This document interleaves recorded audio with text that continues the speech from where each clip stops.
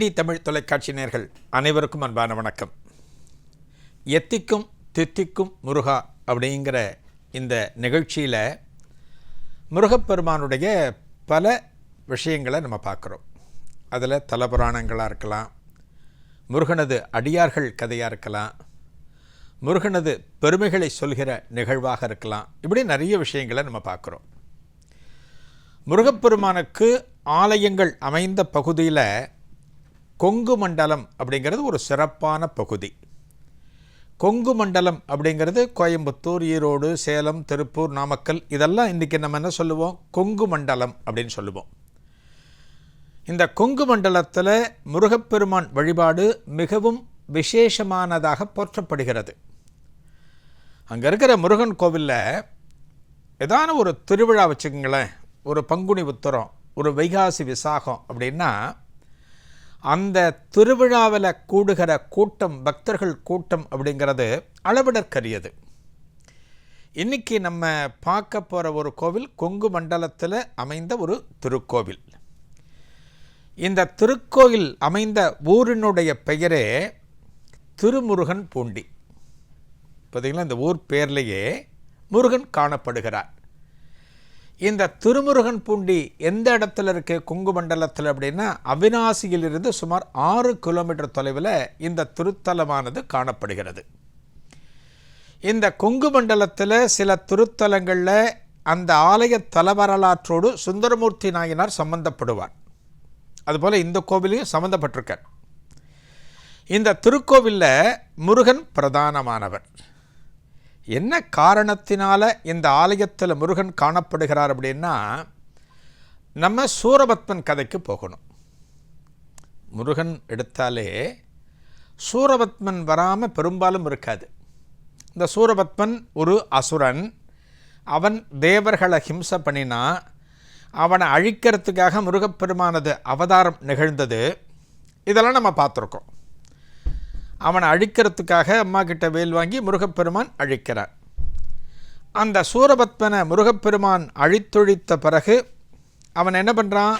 வேலாகவும் சேவலாகவும் மாற்றிக்கொள்கிறான். மாற்றி அந்த தனக்கு கொடியாகவும் ஆயுதமாகவும் வச்சுக்கிறான்னு நம்ம பார்த்துருக்கோம். இந்த சூரபத்மன் மிகப்பெரிய போர் வீரன். அதாவது எந்த விதமான ஜீவராசிக்கும் மனிதன் இடையூறு தரக்கூடாது. நல்ல கவனிங்க, நம்ம கொசுவை அடிக்கிறோம். இந்த கொசு வர காலத்தில், ஒரு மழை காலம் அப்படின்னா வீட்டில் கொசு தொந்தரவு ரொம்ப ஜாஸ்தியாக இருக்கும். நீங்கள் என்னத்தான் நெட்லான் போட்டு வச்சாலும், என்னத்தான் ஒரு பேட்டு வச்சு அடித்தாலும் கொசு உங்களை ஹிம்சை பண்ணத்தான் செய்யும். இந்த கொசு நம்மளை கடிக்கிற போது, நல்லா கடி, இன்னும் கொஞ்சம் ரத்தத்தை எடுத்துக்கோ அப்படின்னு நம்ம சொல்கிறோமா? ஆனால் சொல்லணுமா? மனிதனுடைய இயல்பு எப்படி இருக்கணும்னா, எந்த ஜீவராசிக்கும் நாம் தொந்தரவு தரக்கூடாது. காஞ்சி மகாபெரிவர் தன் உடம்பு மேலே கொசு உட்காந்துருக்கிற போது சில பக்தர்கள் சொல்வார்களாம், பெரியவா கொசு உட்காந்துருக்கு, கொசு கடிக்கிறது, பாவம் அதுக்கு யார் சாப்பாடு தருவா? நம்மளோட ரத்தம் தானே அதுக்கு உணவு, பரவாயில்ல எடுத்துட்டு போகட்டும் அப்படின்னு அந்த மகான் சொல்லுவாராம். அதுபோல் நம்மால் இருக்க முடியுமா? முடியாது. அந்த கொசுவை பட்டார்னு ஒரு அடி அடிப்போம். அதனால் நமக்கு என்ன வரும்? ஒரு பாவம் வரும். என்ன, ஒரு வாயில்லா ஜீவராசியை கொன்ற காரணத்தினால நம்மையும் அறியாமல், அதான் முக்கியம், நமக்கு தெரியவே தெரியாது, ஒரு கொசு அடித்தா எங்கேயா பாவம் வரும் அப்படின்னு நம்ம கேட்போம். நம்மையும் அறியாமல் நமது பாவக்கணக்கில் ஒரு பாயிண்ட் ஏறும். அதே மாதிரி தான் முருகப்பெருமான் சூரபத்மனை அழித்த பிறகும் ஒரு தோஷம் சேர்ந்தது. யாருக்கு? முருகப்பெருமானுக்கு. அந்த தோஷத்தினுடைய பெயர் என்ன? பிரம்மஹத்தி தோஷம் முருகப்பெருமானுக்கு வந்தது. அதாவது இந்த தோஷம் நமக்கு வந்துடுச்சு அப்படின்னா, அந்த தோஷம் அகல்வதற்கு நம்ம ஏதானும் ஒரு பரிகாரம் பண்ணணும். ஒரு பரிகாரத்தை பண்ணினா தான் அந்த தோஷமானது அகலும். முருகப்பெருமான் என்ன பண்ணுறார்? தனக்கு உற்பத்திக்கு காரணமே அப்பா சிவபெருமான் தான். அவர் தான் உற்பத்தி பண்ணினார். அம்மா வேலை கொடுத்தா, போய் சண்டை போட்டார், சூரபத்மனை கொன்று ஒழித்தார். அப்பா கிட்ட போய் கேட்குற, நான் என்ன பண்ணணும்? என்னோட பாவம் போகணுமே, என்னோட பிரம்மஹத்தி தோஷம் போகணுமே, நான் என்ன பண்ணணும் அப்படின்னு அப்பாவை பணிந்து கேட்கிறார் முருகப்பெருமான். சிவபெருமான் என்ன சொல்கிறாராம், பூலோகத்தில் இந்த திருத்தலத்தை சொல்கிறார். எந்த திருத்தலம்? நம்ம இப்போ பார்க்குறோம் இல்லையா, திருமுருகன் பூண்டி, அவினாசிலேருந்து சுமார் 6 கிலோமீட்டர் தொலைவில் இந்த திருத்தலத்தை சிவபெருமான் சொல்கிறார். அந்த திருத்தலத்துக்கு போய் நீ ஒரு தீர்த்தம் ஏற்படுத்தி என்ன பிரதிஷ்டை பண்ணி வணங்கு, உனக்கு எல்லாம் சரியாக போகும் அப்படிங்கிறார். அதன்படி பூலோகத்திற்கு வருகிறார் முருகப்பெருமான். இந்த திருமுருகன் பூண்டி திருத்தலத்திற்கு வருகிறார். தனது வேலினால நிலத்தில் ஊன்றி ஒரு தீர்த்தத்தை ஏற்படுத்துகிறார். அந்த தீர்த்தத்தின் பெயர் ஷண்முக தீர்த்தம், இன்றைக்கும் காணப்படுகிறது. வேலை இந்த இடத்துல ஊன்றிய காரணத்தினால தனது வாகனமான மயிலையும் இங்கேயே பக்கத்தில் நிறுத்தி வைத்தாராம் முருகப்பெருமான். ஆக வேல் இங்கே இருக்கு, மயிலும் இங்கே இருக்கு. திருமுருகன் பூண்டிக்கு நீங்கள் போனீங்க அப்படின்னா கருவறையில் முருகப்பெருமான் மட்டும் தனித்து காணப்படுவார். வேல் இருக்காது, மயில் இருக்காது, தேவியர்கள் இருக்க மாட்டார்கள். இந்த இடத்துல ஊன்றி அந்த தீர்த்தத்திலிருந்து சிவபெருமானை பூஜை பண்ணணும். ஒரு சிவபெருமான் திருவடிவத்தை ஸ்தாபிதம் பண்ணுறார். அந்த சிவனுடைய திருப்பெயர் தான் திருமுருகநாதன், முருகநாதேஸ்வரர். அவர் தான் கருவறையில் காணப்படுகிறார். அந்த சிவபெருமான ஸ்தாபிதம் பண்ணி தான் பிரதிஷ்டை செய்த, தான் வேல் ஊன்றிய அந்த தீர்த்தத்திலிருந்து நீரை எடுத்து நித்தமும் சிவபெருமானுக்கு அபிஷேகம் செய்து அவருக்கு இருக்கக்கூடிய அந்த தோஷத்தை போக்கிக் கொள்கிறார். யார்? முருகப்பெருமான். இந்த கோவிலில் நீங்கள் முருகப்பெருமானோட சந்நிதிக்கு போனீங்கன்னு வச்சுக்கோங்க. முருகப்பெருமானோட சந்நிதி, பிரதான சந்நிதி மேற்கு நோக்கி காணப்படுவார். அந்த சந்நிதிக்குள்ளே பார்த்தீங்க அப்படின்னா ஒரு சிவலிங்கமும் இருக்கும். தெற்கு நோக்கி ஒரு சிவலிங்கம் இருக்கும். இப்போ நம்மெல்லாம் வெளியில் போகிறோன்னு வச்சுக்கோங்க, ஒரு ஊருக்கு போகிறோம். நம்ம பாக்கெட்டில் என்ன வச்சுப்போம்? பணம் வச்சுப்போம். அதை தவிர என்ன வச்சுப்போம்? நம்ம அப்பா படமோ, அம்மா படமோ, மனைவி படமோ, நமக்கு யாரை பிடிக்குமோ, யார் நம்மீது அன்பு அதிகம் செலுத்துகிறார்களோ அவங்க படத்தை நம்ம உள்ளே வச்சுருப்போம். ஒரு அன்பின் வெளிப்பாடு அது. ஏன்னா அவர்கள் இல்லாமல் நாம் இல்லை என்பதை சொல்லும் விதமாக அந்த படத்தை நமது பாக்கெட்டில் நம்ம வச்சுருப்போம். இங்கே பாருங்கள், முருகன், அந்த முருகனுடைய பிரம்மகத்தி தோஷம் அகன்றதற்கு காரணமாக இருந்த சிவனது வடிவத்தை தான் இருக்கக்கூடிய கருவறையிலேயே வச்சிருக்கார் முருகப்பெருமான். அந்த கருவறையிலேயே காண முடியும் இந்த சிவபெருமானையும். இந்த திருமுருகன் பூண்டி அப்படிங்கிறது ரொம்ப அற்புதமான திருத்தலம். நான் சொன்னேன், இந்த திருத்தலத்தில் சுந்தரமூர்த்தி நாயனார் அதிகம் தொடர்பு படுத்தப்படுவார்னு சொன்னேன். இந்த கோவிலுக்கு ஒரு தடவை சுந்தரமூர்த்தி நாயனார் வருகிறாராம். எங்கிருந்து வராராம்? சேரமான் பெருமான் மன்னனை பார்த்துட்டு அவன் தந்த பொன்னையும் பொருளையும் பரிசாக பெற்றுக்கொண்டு அவற்றையெல்லாம் எடுத்துக்கொண்டு ஒரு யாத்திரையாக இந்த திருத்தலத்தின் வழியே செல்கிறாராம். எந்த திருத்தலம்? திருமுருகன் பூண்டி. இந்த ஊர் வழியாக போகிறாராம். இந்த ஊர் வழியாக போகிற போது இரவு வேளையானது நெருங்கிவிட்டது. இந்த காலத்தில் பார்த்திங்கன்னா கள்வர்கள் பயம் உண்டு. ராத்திரி நேரத்தில் தனித்து நடமாட முடியாது. இவர்கிட்ட என்ன இருக்குது? பொன்னும் பொருளும் இருக்குது. யார் கொடுத்தான்? சேரமான் பெருமான் நண்பன் கொடுத்த பணமும் பொன்னும் பொருளும் அது. அதை வச்சுட்டு பத்திரமாக தங்கணுமேங்கிறதுனால இன்றைய இரவு பொழுதை ஜாக்கிரதையாக கழிக்கணுங்கிறதுக்காக எந்த இடத்துல தங்கலான்னு பார்க்குறாராம்.